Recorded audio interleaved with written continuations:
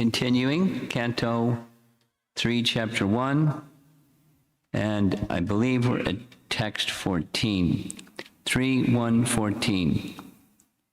While speaking thus, Vidura, whose personal character was esteemed by respectable persons, was insulted by Duryodhana,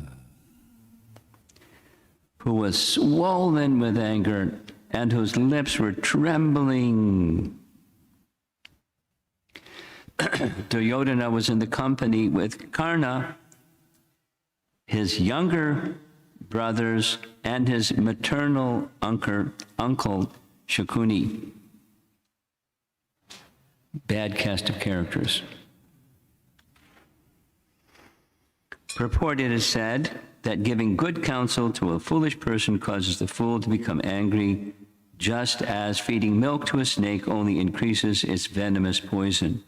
Saint Vidura was so honorable that his character was looked up to by all respectable persons, but Duryodhana was so foolish that he dared to insult Vidura. This was due to his bad association with Shakuni, his maternal uncle, as well as with his friend Karna, who always encouraged Duryodhana in his nefarious acts, which is kind of surprising because in one sense it's surprising, in another sense it's not. Karna is the son of the sun god, and just like the Pandavas were sons of other devas, Karna was, by birth at least, very elevated.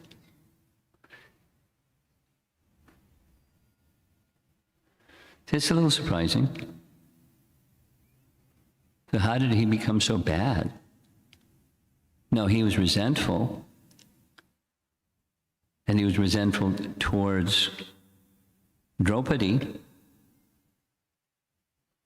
But, always encouraging Duryodhana in nefarious acts. It's not, against Krishna specifically. It's a little surprising. I find it a little surprising. So how did it become corrupted? He's saying here, he corrupted Duryodhana and Shakuni. So twice it's being said here, Shakuni is the maternal uncle, which means Gandhari's brother, Duryodhana's mother's brother, his uncle Shakuni. And so that's not so much a surprise, except, Gandhari was a saint. And because she was a saint, it's for that reason that grandfather Bhishma selected her from afar to become married. It was, the marriage arrangement was made by grandfather Bhishma, that Gandhari from Gandhar should marry. And her father accepted, and she accepted, and she, virtuous Gandhari, etc., etc., etc. An emblem of a chaste woman. And she certainly knew the difference between right and wrong, but at the same time, she was in a complex situation, a conflicted situation, where what she knew was right was different than what her husband was doing. So virtue on the one side and vice on the other side. So she was conflicted. But she had natural, a dutiful sense towards her husband and a natural affection for her sons, etc., etc., etc., etc. But Shakuni being a bad person, anyway, brother and sister, one can be good, one can be bad. That's not so surprising. More surprising is how Karna became bad. It's not that one is born neutral. One is born with previous impressions, and there's no indication of who Karna was before he was Karna. But it is clear he's the son of the sun god, so there's some impression. And the person who raised him was not necessarily a bad person. Anyway, somehow he became corrupted, and he further corrupted Duryodhana. So the scene, it's a little confusing. And there's another confusion. It said, going back to verse number 9,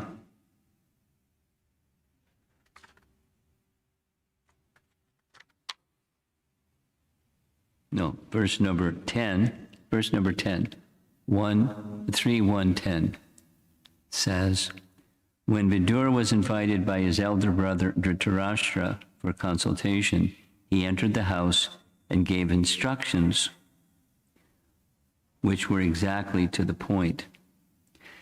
Now he entered the house. Now Mahabharata narrates this a little differently, which is quite okay. And the difference, one of the differences is, this is a conversation in the public assembly. And Vidura was in that public assembly. This seems to indicate he wasn't there, and then he had a private conversation, but it wasn't a private conversation from Mahabharata. And here also appears to be not a private conversation in the public assembly. He spoke strongly. I mean, it's more elaborate in Mahabharata. Strong words. Whew.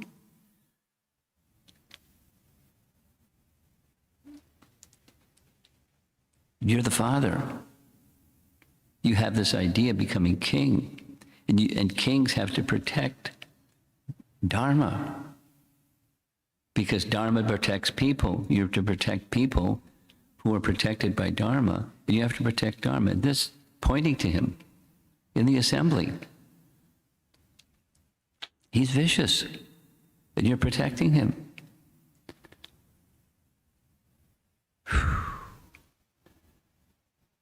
Duryodhana was seething.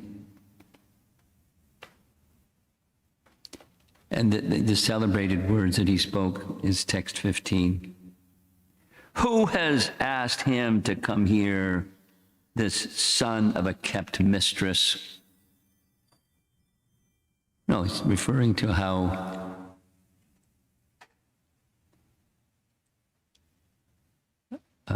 Vidura was born. You all know the story of how Vidura, you know the story of how Vidura was born? No? Would you like to hear? How about you? You don't want to hear? Yes. Oh, okay. Do you know the story? Okay. Okay.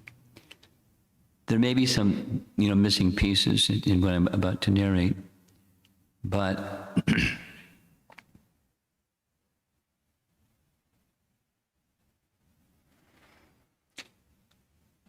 one thing we did explain in relation to grandfather Bhishma, because on Makara Sankranti we spoke about Bhishma.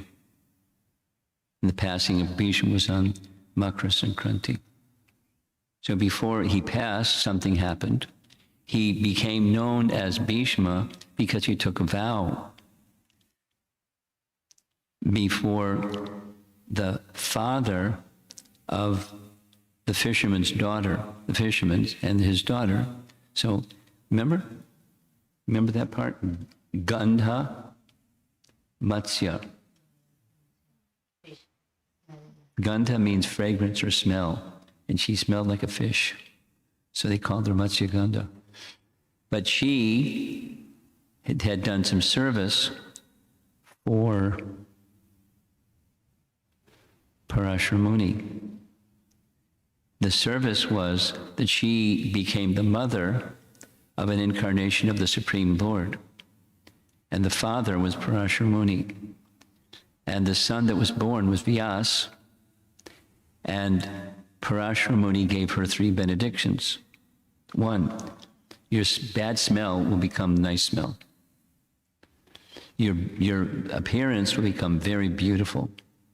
And the third is your son will become a king.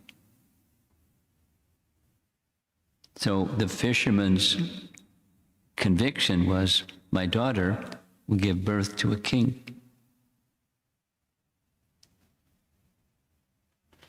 She did, because Bhishma, previously known by another name, Devarata, took a vow that I won't become king and I won't marry, and he kept his vow. So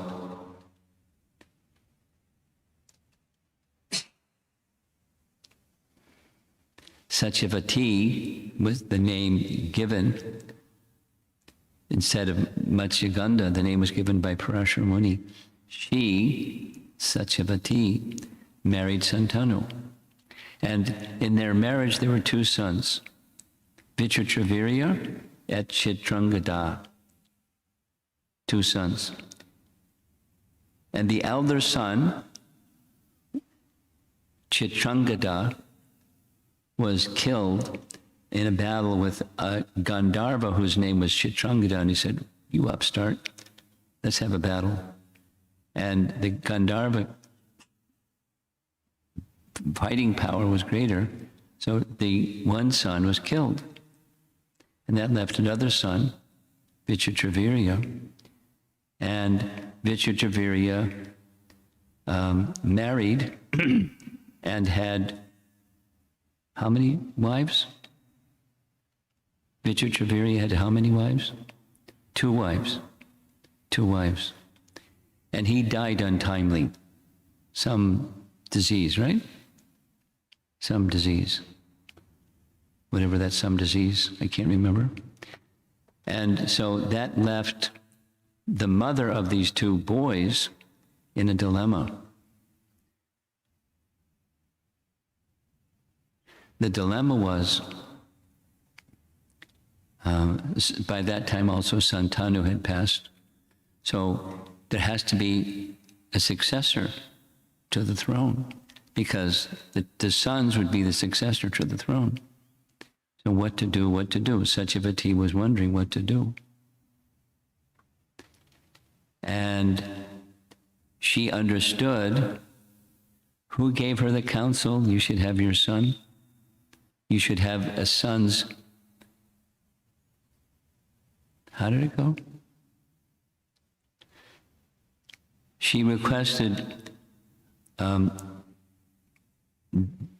Bhishma to produce children with the wives of Vichitravirya. So she called him and he said, Mother, I've taken a vow. I'll have no children. You know that. That's how you were married to Dad, Santanu. I've taken a vow. I won't violate it. But you shared something with me long ago. What's that? What you shared with me was, you before I was born, you had another son. Who was that other son? Vyas. Born from the combination of Parashara Muni and Matsyagandha. And so the other son, Vyas, when he was born, he was of full adult stature. It was pretty interesting. The whole thing was very interesting. And he made a promise to her, Mother, I'm going to leave now and go to the forest, engage in austerities. That's what I do. But if you ever need me, you just call my name. Remember, Mother, Satyavati, you told me like this? So just call Vyas. He thought, very good suggestion. My son, Bhishma, is very wise. So she called Vyas. And when Vyas came, of course, there's slight variations in Mahabharata narration. So this is for you 3 or 4 youngsters especially. She called Vyas, and he came at once. But when he came, he was in the midst of intense austerities, and when engaged in intense austerities, he wasn't bathing and he wasn't anything. He was not in a good condition. And he said, "My dear mother, can you call me later? Because I'm in the midst of these austerities." She said, "No, it's an emergency. Who knows? My husband died. My 2 sons died. Who knows what's going to happen? So I want you to produce sons from the wives of Vichitravirya, because that's allowed in Vedic culture. In the absence of the inability of a husband to produce sons, a brother may do that. So in Kali Yuga, that's not permitted, but in the previous Yuga, that's permitted."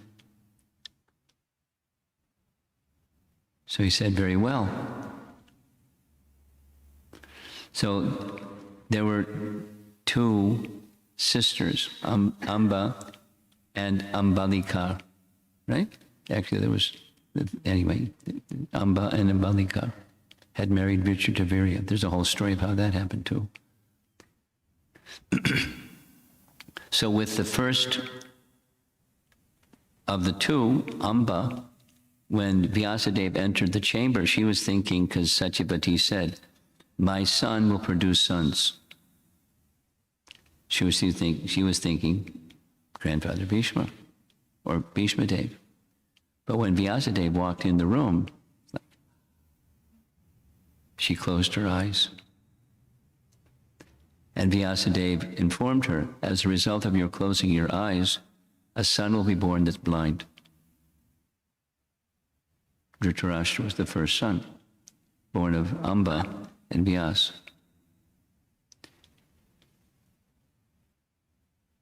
And the next son was born of Ambalika, and when Ambalika saw Vyas, she paled. She didn't close her eyes, but she paled. And so Vyas said, "The child that will be born of you will be weak in his health. He'll be pale like you paled." That was the second son. So the first son, the blind king, Dhritarashtra. The second son, Pandu. Because Dhritarashtra couldn't become king because he was blind, Pandu became the king. And then, to be on the safe side, Satyavati requested, "Amba, can you bear a second son?" Like, oh. So in her place, she put one of her maidservants. I don't know the name of the maidservant. Anyone know the name of the maidservant of Amba? There was a maidservant became the mother of Vidura. So born of a Shudra woman, Vidura was recognized as part of the royal family, because this would happen sometimes. Queens would have maidservants, and their husband, the king, would produce children with the maidservant. And then they would be treated with dignity like royal family, but never to hold the post of king. So that's Vidura. So Duryodhana insulted him in the public, as Vidura was insulting Duryodhana as far as he was concerned. He insulted Uncle Vidura. Clear? Okay. Who asked him to come here? The son of a kept mistress.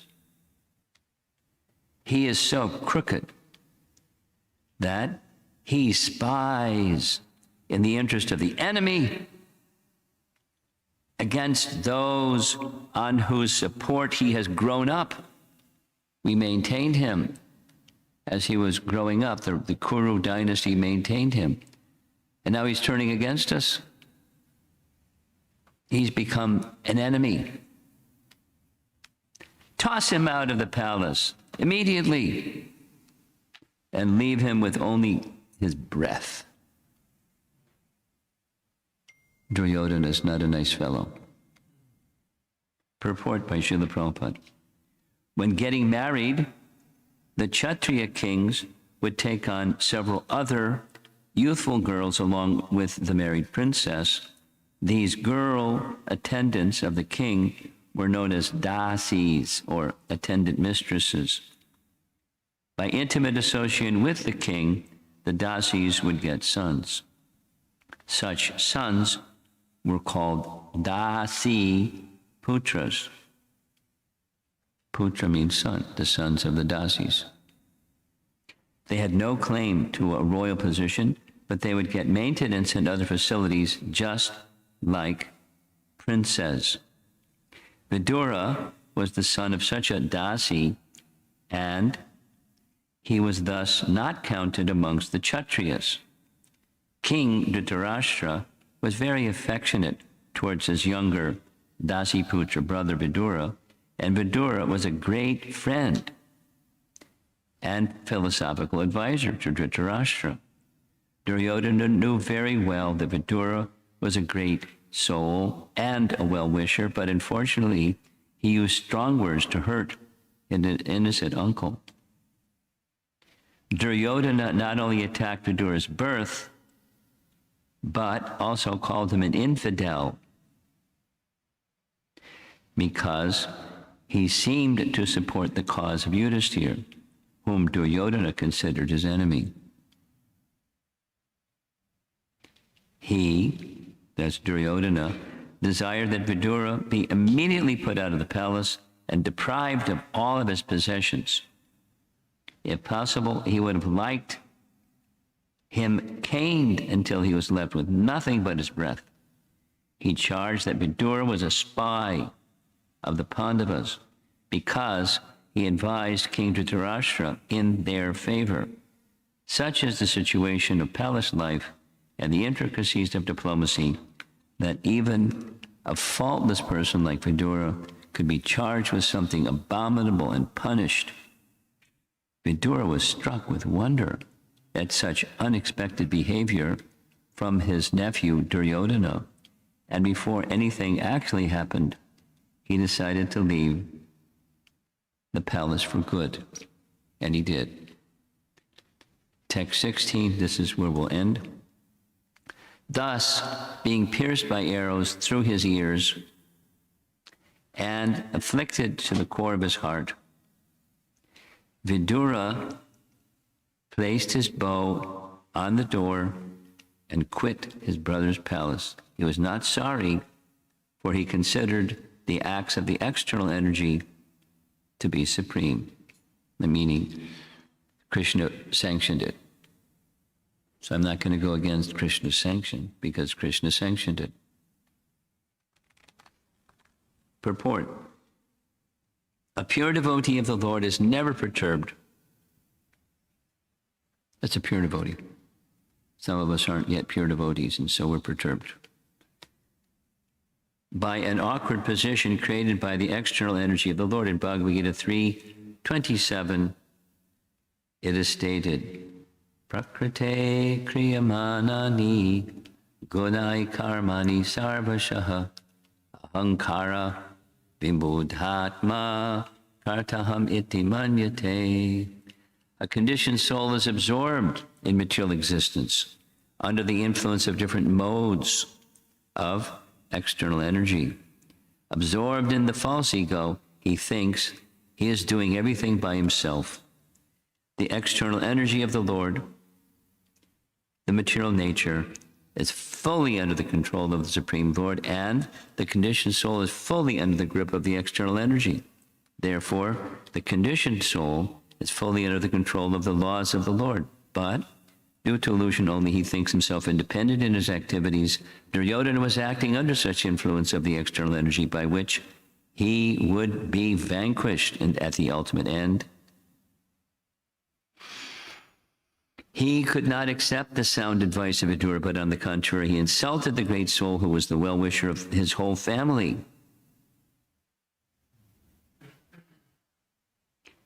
Vidura could understand this because he was a pure devotee of the Lord. In spite of being very strongly insulted by Duryodhana's words, Vidura could see that Duryodhana under the influence of Maya, the external energy, was making progress on the path towards his ruination. He therefore considered the acts of the external energy to be supreme, yet he saw how the internal energy of the Lord helped him in that particular situation. A devotee is always in a renounced temperament because the worldly attractions can never satisfy him. Vidura was never attracted by the royal palace of his brother. He was always ready to leave the place and devote himself completely to the transcendental loving service of the Lord.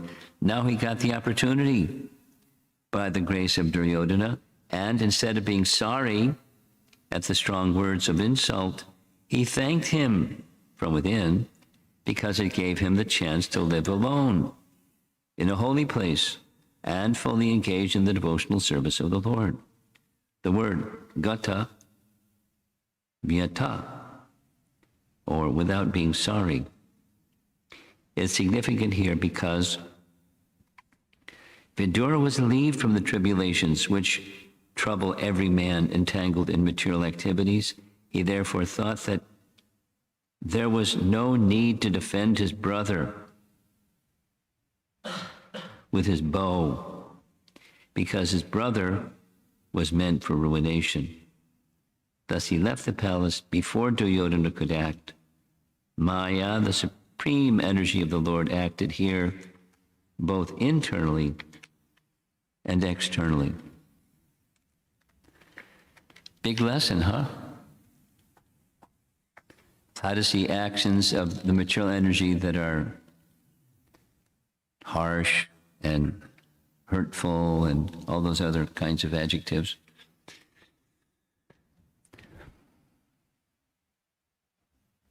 As mercy of Krishna.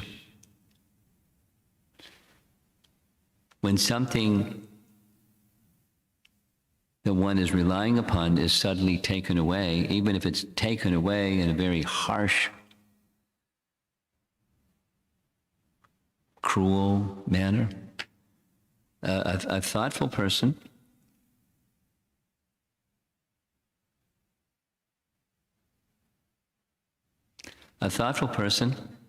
can see the silver lining. That's phrase is there is common. The silver lining in every cloud. So some beneficial purpose may be arranged, especially if one is a devotee. It may be arranged to help one in devotional service. What that helpfulness can be is many things. It can help one become humble instead of proud, and so many things. Attachments are taken away, and so many things.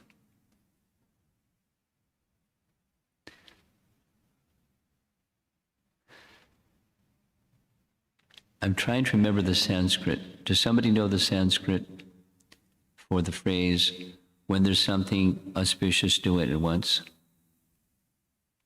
You've heard the phrase, right? When something is auspicious, you should do it at once. Something like that. Shubha Shigram. Sounds right. Shubha, auspicious, Shigram.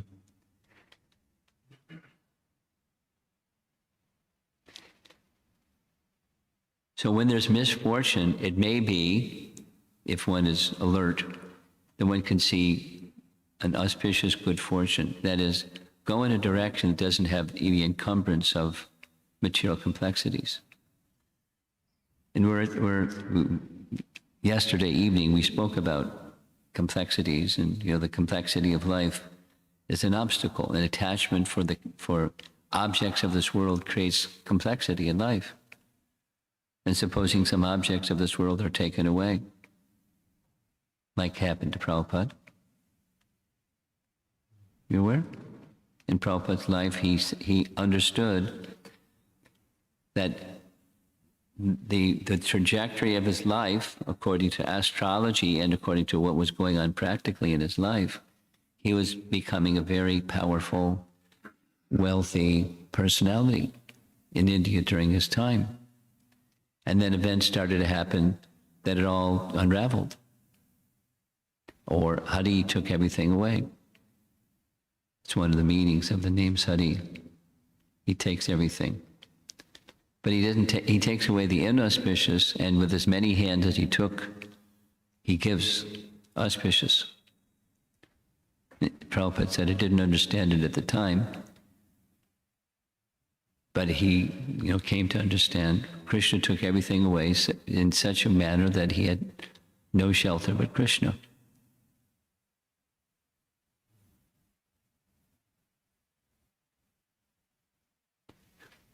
In Chicago during the Christmas holiday, we had a retreat, and one of the topics that we discussed, everyone was to speak on personalities from personalities from Chaitanya Charitamrita. So one of the persons I spoke about was Sanatana Goswami. And it's the very same thing. In the beginning, Sanatana Goswami was Prime Minister of what is now approximately half of India. And how many people are struggling and striving and dedicating themselves to get on top of that mountain, a Prime Minister. He walked away from it because he wanted to be with Chaitanya Mahaprabhu. And when he left, he knew that, I beg your pardon? Okay. When he left, he knew that the Nawab, the king, the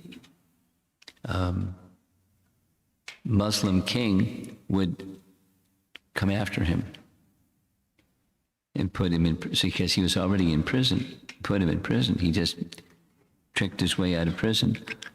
So he wanted to join Chaitanya Mahaprabhu, and in the course of traveling to meet Chaitanya Mahaprabhu, he went to a home of one of his relatives. And one of his relatives received him very nicely, and he wanted him to stay with him. And, Sanatana Goswami politely declined, I want to be with Mahaprabhu. Let me carry on. So, as a parting gift, he gave Sanatana Goswami, who had, just rugged clothing, he gave him a nice, the word that's used in Chaitanya Charitamrita is a wrapper, which I guess means a chadar or a shawl or something like that, and very opulent. So with that, we saw that in the images yesterday evening, if you were there. There's Sanatana Goswami wearing this opulent wrapper, bowing, kneeling before Mahaprabhu, placing his hand on his shoulder. And Chaitanya Mahaprabhu kept looking at the chadar. He didn't say anything, but Sanatana Goswami could understand without him saying anything that he doesn't approve. And so later, when going to take his bath at the river, he saw a sadhu who had set out his cloth, his very simple, old, tattered garment, his chadar, out on the ground to dry. So Sanatana Goswami requested the sadhu, may I trade you for your, torn quilt, that's how it's described, for my wrapper. And the man said, why are you teasing me like this? This isn't nice. And Sanatana Goswami said, I'm not teasing you, I'm genuinely requesting. May I, rather than just take it, I'd like to request you, may I have your torn quilt in exchange for this expensive garment. So the exchange was made, and when Mahaprabhu saw Sanatana Goswami wearing the torn quilt instead of the expensive chadar, he said, this is very good. Because when one is taking up the position of renunciation, one should be renounced, not partially maintain opulence while you're being renounced. And anyway, that was one of the lessons. Then the next meeting that they had, Sanatana Goswami had contracted a disease in the course of going to Puri to visit Mahaprabhu. A disease that his body had sores that were oozing fluid and blood, and it was smelly and yucky. And what Mahaprabhu did was he tested him by reducing him again and again and again and again and again and again to only one position, and that's taking shelter of Lord Chaitanya. Not that he didn't have shelter before, but he had the other courses of action for him were taken away. There's details. It's nice narration. It's all recorded. You can read it. So sometimes, like Krishna took away Prabhupada's wealth, sometimes Krishna takes away our other shelters. And he knows what our material shelters are or what our other shelters are. And his special kindness, Prabhupada quotes a verse, saying there's a verse in Uddhava Gita where Krishna says when the Supreme Lord shows his special mercy, he takes away everything that one considers to be, opulence and nice, and he leaves you with only one thing, himself. And that's his special kindness when he does like that. So Vidura was able to see like that. And for us, we're not on the Vidura or Sanatana Goswami platform, but still we can take inspiration and at least conceptually understand behind this misfortune, there's something. There's the hand of Krishna that's helping me take deeper shelter of him, or helping me take shelter of the Vaishnavas and so forth and so on. That's so when you understand that there's something auspicious, then you go that direction.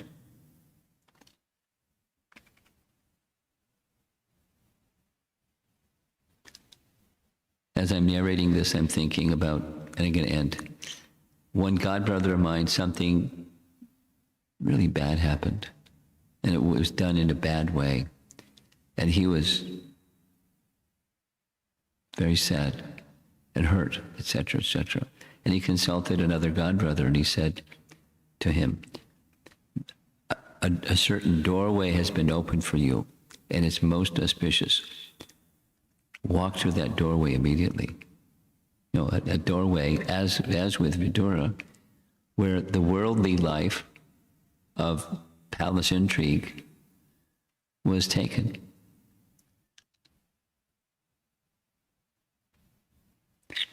But it was good fortune. So there's the feature of the external energy, the harshness of Duryodhana, and simultaneously the internal energy, Krishna's kindness, making an arrangement so that Vidura could go on pilgrimage, become purified, get the association of Uddhava, get the association of Maitreya, and become Mahabhagavata, in terms of the Leela. So that's coming up. That's coming towards the end of this chapter. All of this. So the beginning was hurt. At the same time, there was hurt because he was so advanced, he could understand there's something, the internal energy is at work. So we can learn. Please take good lessons from this passage of the Bhagavatam. Let's see if there's some discussion.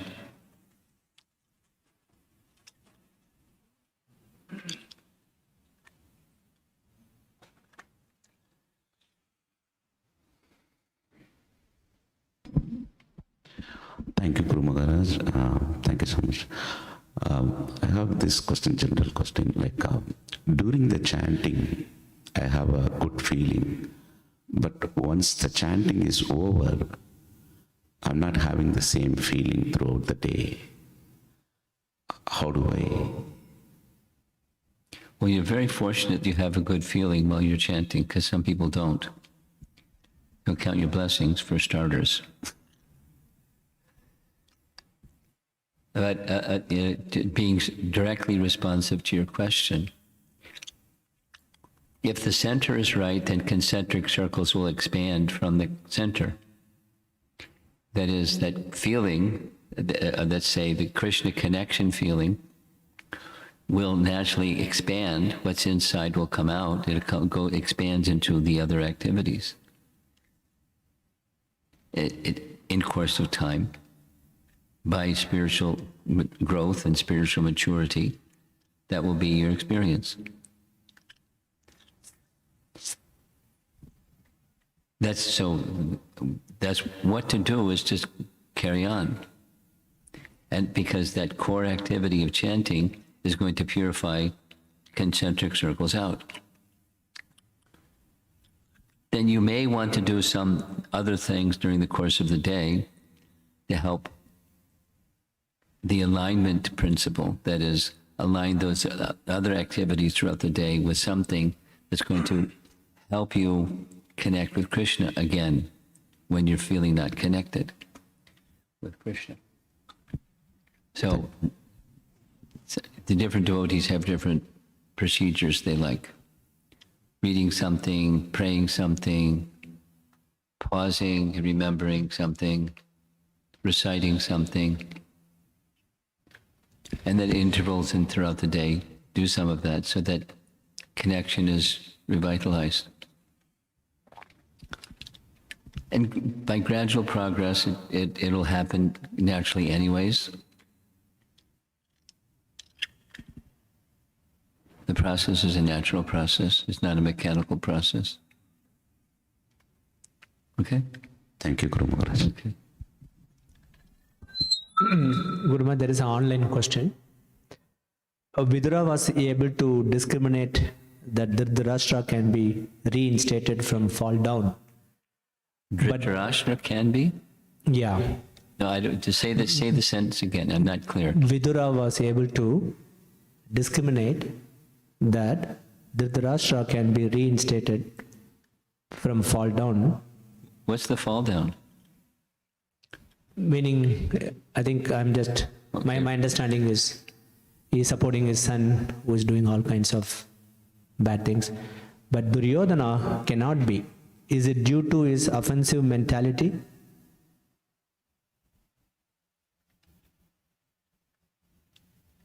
You know, the person asking this question, it would be important to have some clarity of how they're using terms, because the way they're using terms are not the way I'm used to using terms. But, you know, it sounds like, just like you gave the explanation, his fall down was supporting Duryodhana. Now, Duryodhana, as we just read, he had affection for Vidura.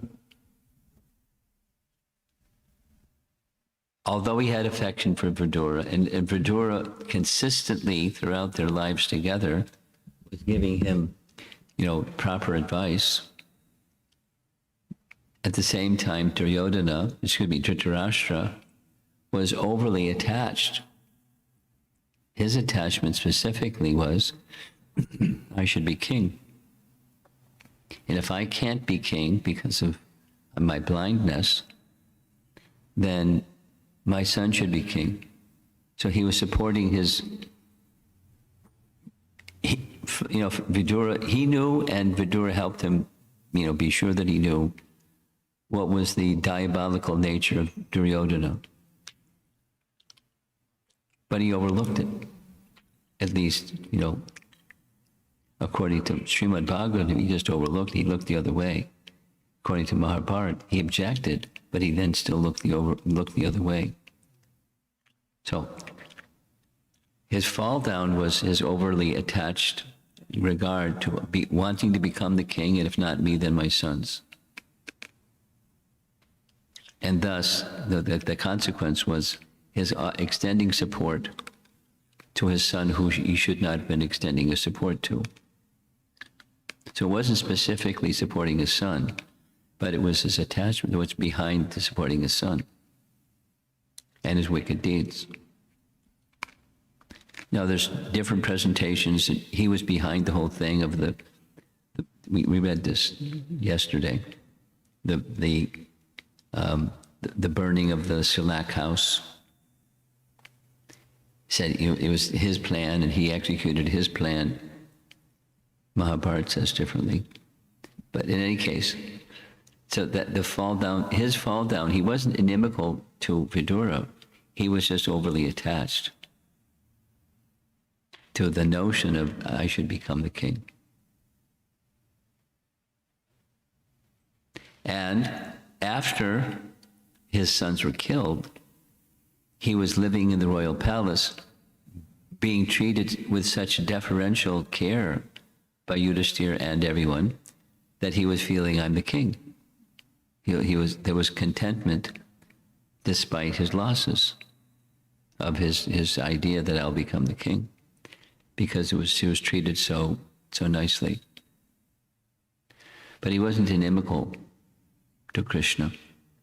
He wasn't explicitly inimical to the Pandavas. He was wanting his son to become the king. And so it consented to bad things, or look the other way at least. And Duryodhana is in a different, yes, Duryodhana is in a different category. He was offensive. He was offensive specifically to the Pandavas, which Krishna says in Mahabharata, you're offensive to me because you're offensive to the Pandavas. Your disdain for the Pandavas is disdain for me. So that, yes, his offense. So I'm confirming, just elaborating. Something else? Okay. Hare Krishna Maharaj, thank you so much for gracing your house. And please forgive me if I'm not able to frame this nicely. It's a very personal question, and also I'm emotional. So growing up, my father used to reiterate that you're born a Brahmin, die a Brahmin, and then he will elaborate that good habits or what makes you Brahmin, not your surname. And then he'll read Ramayana. And here we come to US. There were days we didn't have food to eat, but Prabhupada will go to ISKCON Boston, and we'll have food always. And then we met Satyasara Prabhu.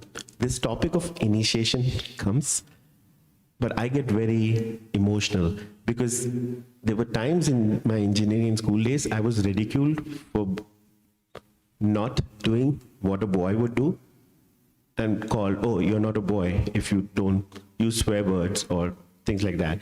But since I was trying to keep my habits straight, I have now so much attachment to that. And now what? Now I have so much attachment to that. Okay, for 41 years, I've been trying to keep my habit good, and so that I can die how I was born.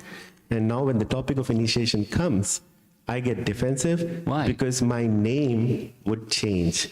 And that means in 41 years, the ridicule I've taken from the world to be who I am, I feel that I will lose that.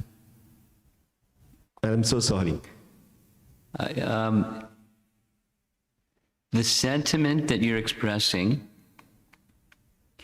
is worthy of respect because of your high regard for your father who trained you nicely.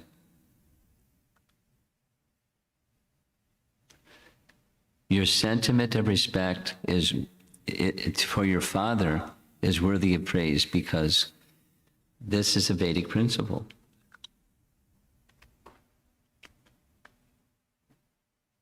That's ja, or birth.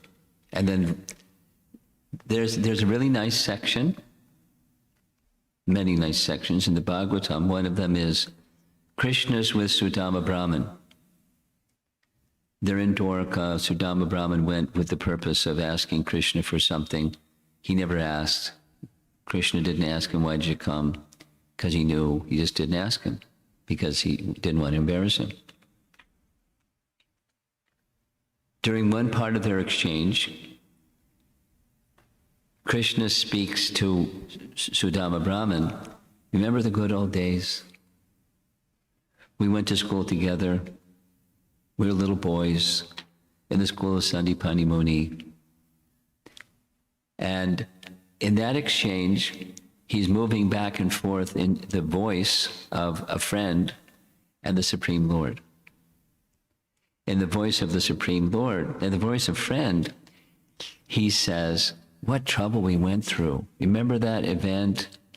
We were sent to go get firewood, and this happened, that happened, the other thing happened, and torrential rain, and we couldn't see, and the water was flooding in all directions, so we ended up, the night fell, and we ended up spending the night shivering and cold, and remember that?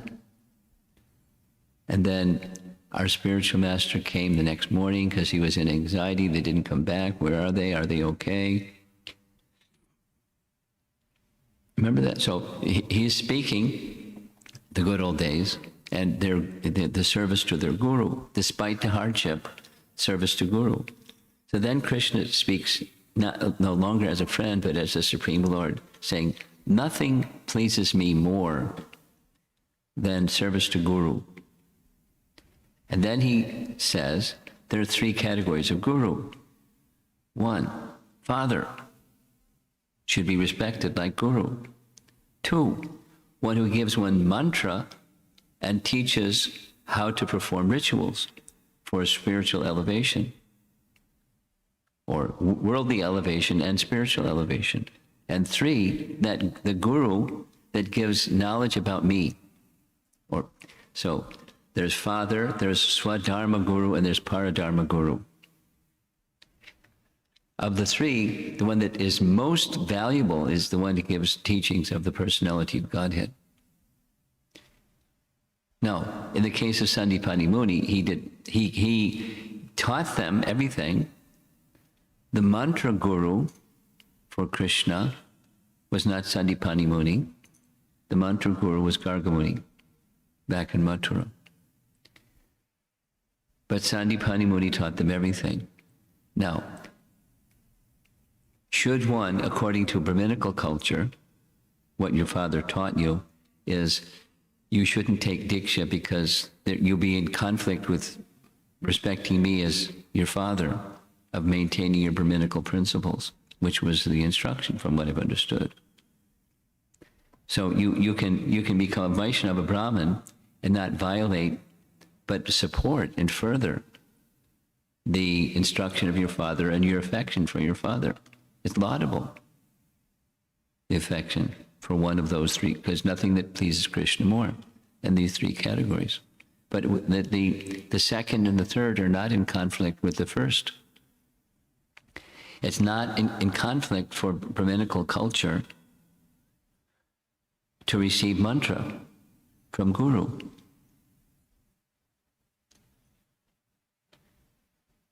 Now, Maharaji, he would love, but it's my inhibition that it was very hard to preserve the good habits. I'm not denying it. In Kali Yuga, there's less of opposition to having good character.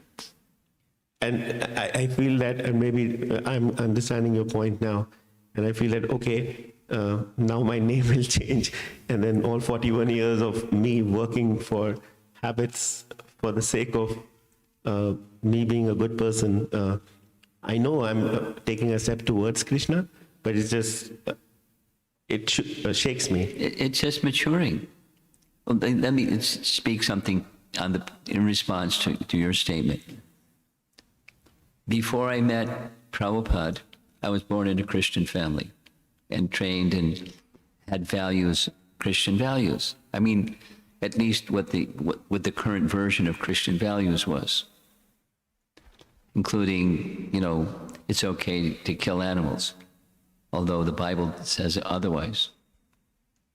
So my family were not following the first commandment, but Christian values. So it was compromised, and I didn't understand it. Then, I met, many things happened, but started reading Prabhupada's books, many things in between. And so I started following. Then at a certain point, this was before I was initiated. I was living in an ashram in Boston. And every day, picture in your mind. Boston Common, you mentioned Boston. So we were in Boston Common having Sankirtan. And, and the procedure was that the young devotees would go every day to Boston Common, and especially during the lunch hour, because people come out during lunch hour into the Boston Common, and we would chant and distribute Back to Godhead magazines and invite people to the temple. So while I was doing that, something struck me. This is before initiation. Am I being a compromiser? I mean, specifically in the Bible, there was one of the principal disciples of Christ named Judas, and he betrayed Christ because he was challenged. So he yielded to the challenge, and he betrayed Christ because he was challenged. He became weak. So am I being Judas? Archetypical Judas. I'm a betrayer of Christ. And I had been initiated. I was thinking deeply about it, and it conflicted deeply about it. And it became really easy, because what Christ taught, I was doing better as a devotee than before I was a devotee. So I wasn't betraying, I was fulfilling. I was a better Christian by being a Hare Krishna devotee than having a label, I'm Christian. And I wasn't feeling proud or arrogant or snobby or snooty or something like that. It was, this is right. So the living a good life, and the support was your conviction, I want to do what my father said because that's how one should live one's life. It doesn't break that, it matures that. You can do that better by taking the step of strengthening the Krishna connection, because Brahmana means one who knows Brahman, and then there's Parabrahman, which is the basis and support of Brahman, right in Bhagavad Gita. So as the Parabrahman gets more in focus, Diksha is an essential part of a Brahmana's life. Mantra Diksha. Generally it happens when a boy is 11. Upanayana. Now maybe you had Upanayana, I don't know. But then initiation into mantras that connect one specifically to the personality of Godhead.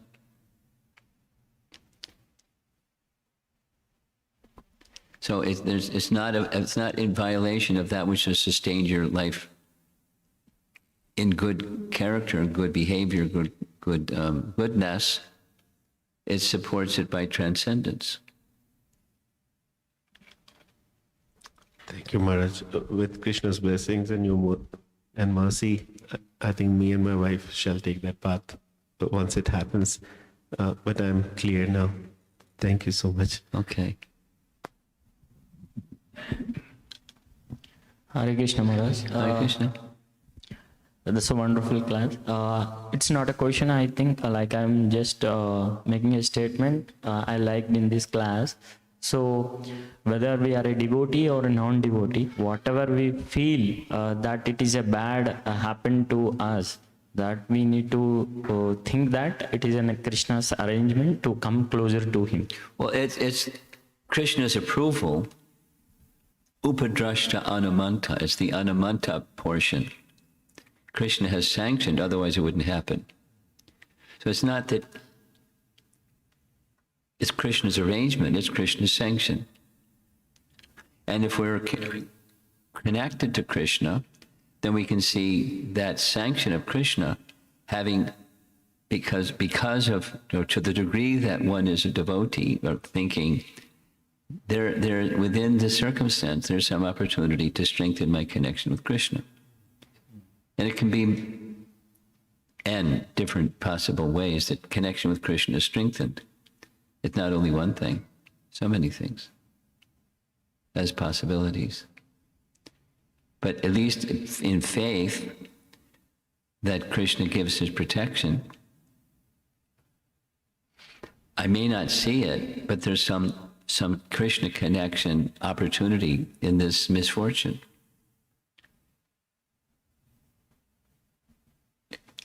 In time, I may understand. There's this nice statement in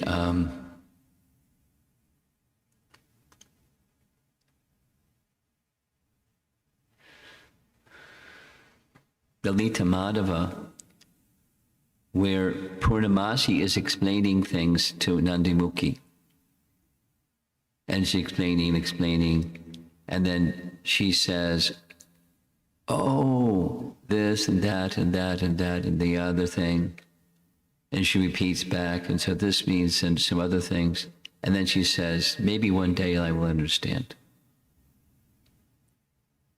So we can have information, but it's not necessarily entering deeply into our heart. So the faith is Krishna bhakti connects us with Krishna. And somehow that Krishna bhakti connection is alive because I have faith in Krishna, and it's the faith in the scripture that teaches that Krishna bhakti connection. And one day I may understand.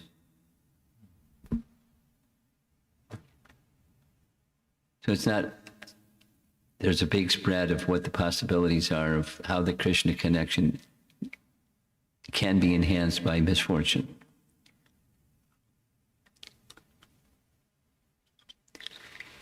I think I'd like to end.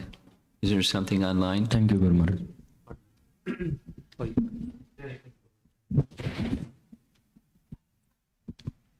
Hare Krishna, Guru Maharaj. Maharaj, may I ask a question from a subsequent chapter? Later chapter? Okay.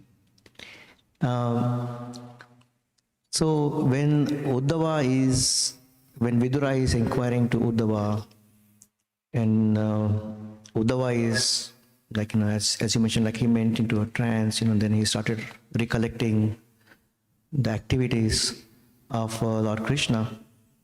One of the things that he mentions that Lord considered even Yadus as a burden on the earth. Now, I mean, he considering Kauravas as burden on the earth is understood because, they were doing all these bad activities, harassing Pandavas, and it aligns with the Vinashaya Dushkrutam. But my question is, Why would you say like that? why would you consider your own family as a burden on the earth? I mean, like when Krishna comes, like all the demigods are coming, like, and Yadus were like his family and his sons and everything. I got the question. And the consequence, because what Uddhava is speaking has everything to do with Krishna's removing the Yadavas from the surface of the earth. And the understanding, there's two understandings primary from our acharyas. One, when one has strength, there's a tendency to become proud. And those that are proud can do very hurtful things. Krishna was not thinking they are proud, but the strength they have can become pride. And I'm going to leave the planet, and therefore it would be a burden on earth if they're extremely, as powerful as him personalities roaming the earth that are proud. So it's a potential, not an immediate burden. After Krishna's departure, they could become proud of their capacity.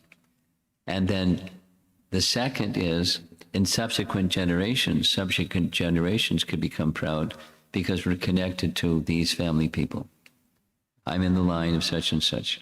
Prabhupada tells the story that for example, in the life of Muhammad, there were persons who claim they're in bloodline from Muhammad.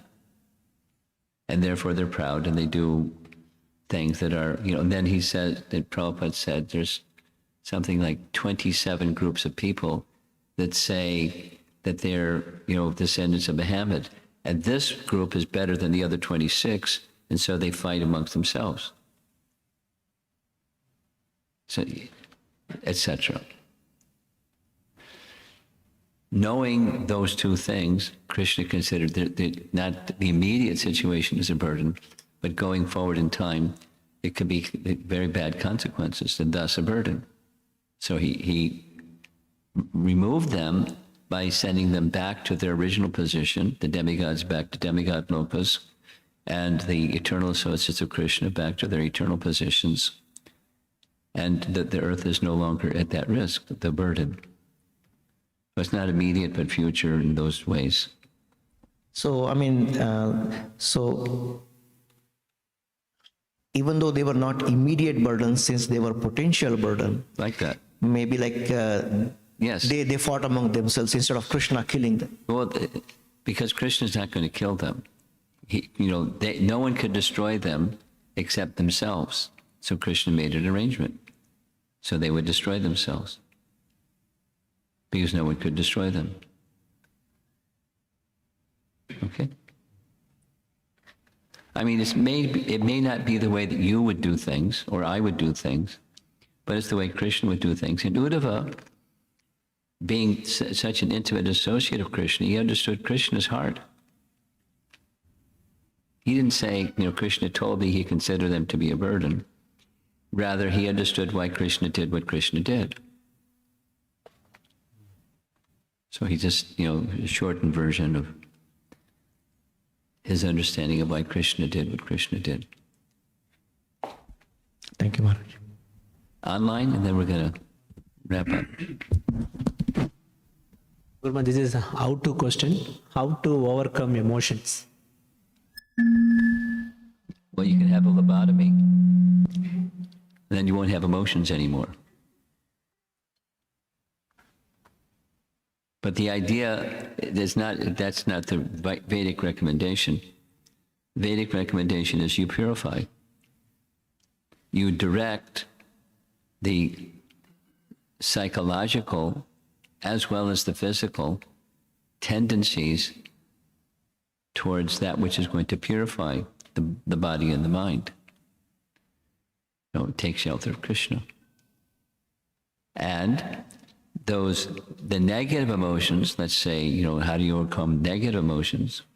By purifying emotions, by bringing the mind to Krishna. And there's many processes of bringing the mind to Krishna. And you trust, if you have faith in the scripture, and you hear the recommendations of scripture, you do that. And it may not happen like the snap of your fingers instantly, but as one progresses on that path of taking shelter of that which purifies the body and the mind, then the negative emotions will subside and positive emotions will replace them. Because emotion is not something we want to get rid of. It's welcome.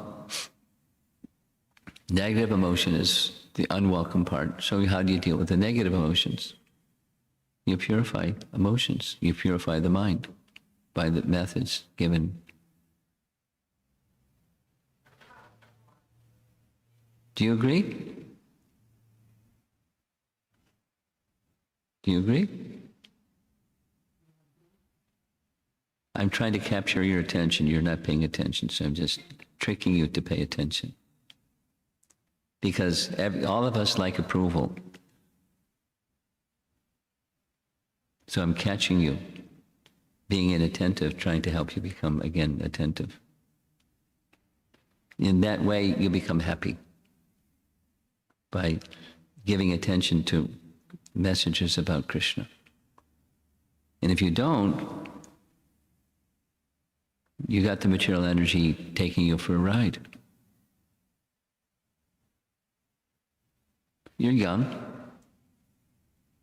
and you can be playful, that's okay. Young people can be playful. But then also be attentive, because then you can mature and become transcendentally happy, besides just playful. Srila Prabhupada ki Jai.